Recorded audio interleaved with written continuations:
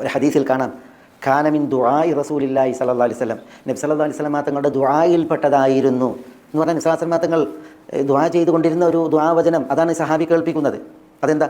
അല്ലാഹുമ്മ ഇന്നി അഊദു ബിക മിൻ സവാലി നിഅമതിക് വ തഹവ്വുലി ആഫിയതിക് വ ഫുജാഅതി നിഖ്മതിക് വ ജമീഇ സഖതിക്. 4 കാര്യങ്ങളിൽ നിന്നുള്ള രക്ഷാത്തേട്ടാണ്. അല്ലാഹുവേ ഇന്നി അഊദു ബിക്, ഞാൻ നിന്നിൽ അഭയം തേടുന്നു. എന്തിൽ നിന്നാണ് അഭയം തേടുന്നത്? അള്ളാഹുവിൽ അഭയം തേടുന്നത് ഏത് കാര്യങ്ങളിൽ നിന്നാണ്? അല്ലാഹുമ്മ ഇന്നി അഊദു ബിക മിൻ സവാലി നിഅമതിക്, അള്ളാഹു തന്ന നിഅമത്ത് അത് വഴിമാറുന്നതിൽ നിന്ന്, അത് നീങ്ങിപ്പോകുന്നതിൽ നിന്ന്. അള്ളാഹു നമുക്ക് ദുന്യവിയായി തന്ന നിഅമത്തുകൾ, ദീനിയായി തന്ന നിഅമത്തുകൾ, ദുന്യവിയായി തന്നെ നമുക്ക് നമ്മുടെ ശരീരത്തിൽ, നമ്മുടെ കുടുംബത്തിൽ, നമ്മുടെ ഇണകളിൽ, മക്കളിൽ, നമ്മുടെ സ്വത്തുക്കളിൽ ഒക്കെ തന്ന നിഅമത്തുകൾ എത്രയാണ്?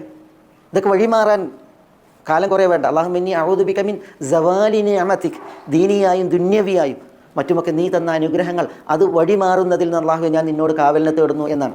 വ തഹവ്വുലി ആഫിയതിക്, അല്ലാഹു സുബ്ഹാനഹു വ തആല തന്ന അനുഗ്രഹങ്ങളിൽ ഒന്നാണ് ആഫിയത്ത്.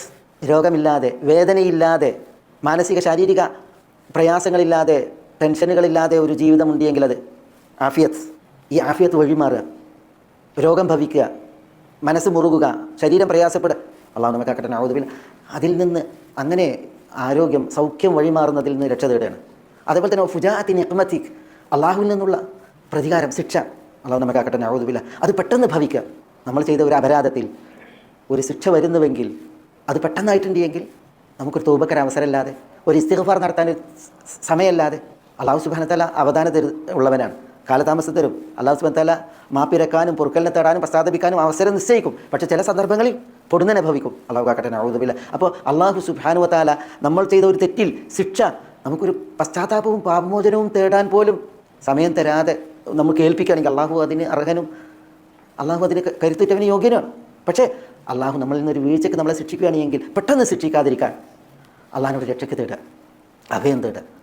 അതുപോലെ ജമീഇ സഖതിക്, അള്ളാഹുവിൻ്റെ കോപം, ദേഷ്യം, അത് പല നിലക്കാണ്, പല വകുപ്പിലും പല മുഖങ്ങളിലുമാണ് അള്ളാഹുവിൻ്റെ കോപങ്ങളുടെ പ്രകടനം. അതിൽ നിന്നെല്ലാം അള്ളാഹുവിനോട് രക്ഷയ്ക്ക് തേടി നബി സല്ലല്ലാഹു അലൈഹി വസല്ലം തങ്ങൾ ദുആ ചെയ്യാറുണ്ടായിരുന്നു എന്നാണ്. നമ്മൾ ഈ ദുആ വചനം പഠിക്കണം. ഇന്ന് നമ്മൾ പ്രത്യേകിച്ച് സുന്നത്ത് നിസ്കാരങ്ങളിലൊക്കെ സുജൂദിലൊക്കെ ദുആ ചെയ്യണം. അല്ലാഹുമ്മ ഇന്നി അഊദു ബിക മിൻ സവാലി നിഅമതിക് വ തഹവ്വുലി ആഫിയതിക് വ ഫുജാഅതി നിഖ്മതിക് വ ജമീഇ സഖതിക്. അതിൻ്റെ പ്രാധാന്യം നമ്മൾ മനസ്സിലാക്കി.